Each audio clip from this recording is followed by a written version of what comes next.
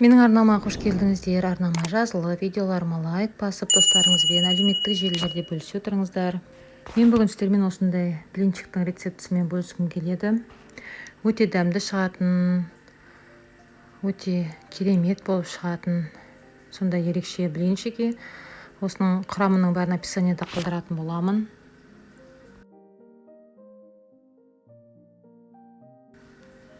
Менің анамның жақсы көріп жасайтын блинчигі бұл деген.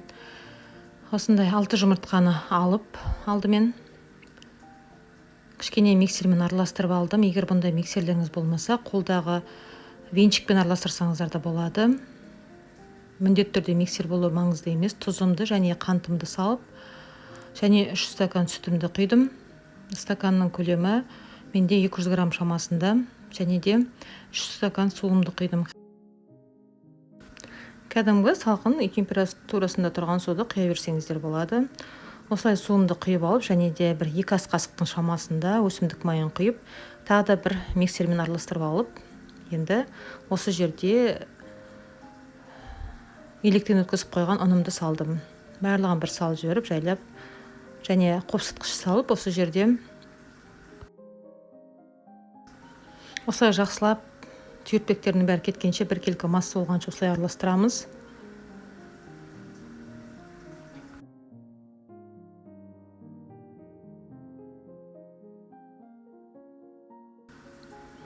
Міне менің массам толық бір келкі массаға айналды, түйіртпектері жоқ.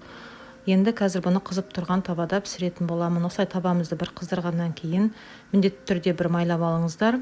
Ең бірінші бір рет майлағаннан кейін жалпысында табаға жабыспайды. Осылай майлап, мына бетіндегі сұйықтардың бәрі кеуіп құрғағаннан кейін ғана екінші бетіне ауыстыра қоясыздар. Екінші бетін көп ұстамай-ақ, сәл 1 минут шамасында ғана ұстап ала берсеңіздер болады. Осылайша барлық блинчиктерімді пісіріп алдым. Міне бетінің кәдімгі толықтай кепкенін күтіңіздер. Міне бәрі толықтай кеуіп, сұйықтықтың бәрі кеткен бойда осылай аудара қоясыздар.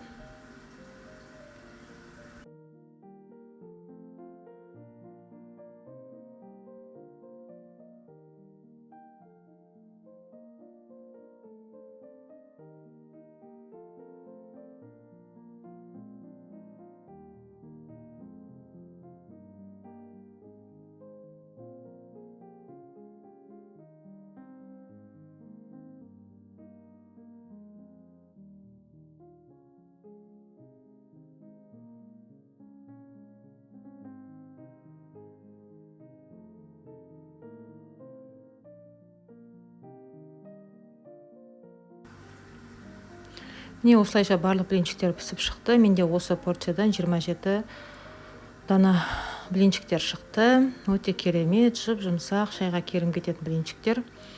Осылай клубника вареньесімен де өте дәмді болады. Сгущенкамен де, қаймақпен де, ет кәдімгі фаршпен жасасаңыздар да өте дәмді болатын блинчиктер. Жасап көріңіздер, достарыңызбен бөлісуді ұмытпаңыздар.